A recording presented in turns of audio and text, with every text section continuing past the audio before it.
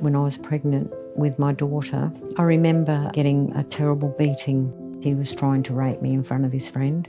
I tried to get outside and eventually did, and when the police came, I was badly injured, totally naked and bleeding everywhere, and police officer, he got a towel so I could wrap it around me, and he left me outside.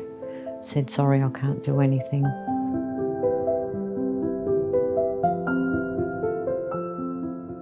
Lance and I were married for 32 years. He was not terribly well. I guess the last 3 months of his life, we talked about a lot of things that were very important to both of us.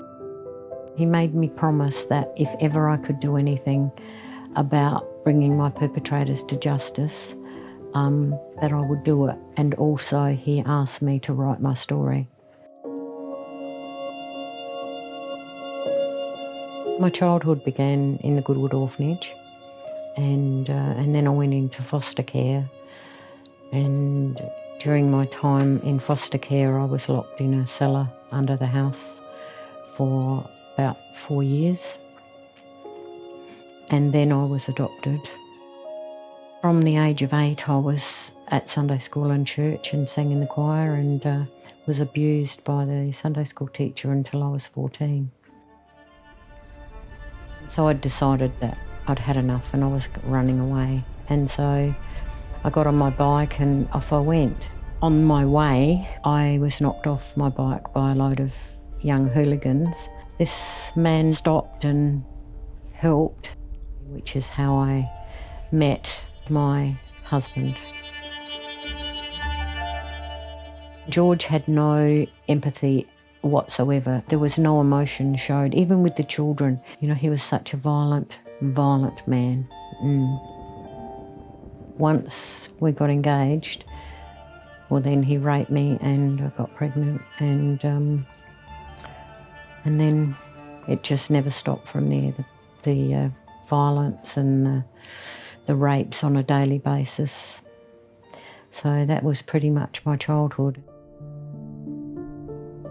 My second husband was a friend and had been for probably 6 or 8 years, but just a shopkeeper, and I used to talk to him because he listened and you know, he saw me with many injuries and lots of broken bones. He supported me towards the end to get away and hid me and the kids for about 6 weeks until George eventually found us, and the whole process started again.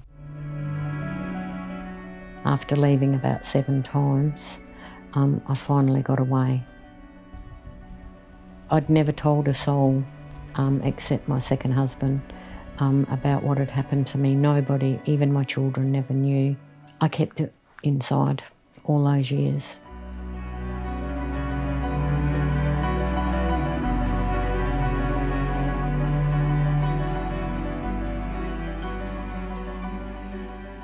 Initially, I don't think they did take me seriously. One of the prosecutors, a Christian name was Geraldine, and a lovely lady, and she believed in me and believed that I had a case. The day that the High Court came down with their verdict, I was happy, but I had so many mixed feelings because I really didn't know what it meant long term. I wanted to do something to make a difference in the world if I could. I thought I'd love to start a foundation.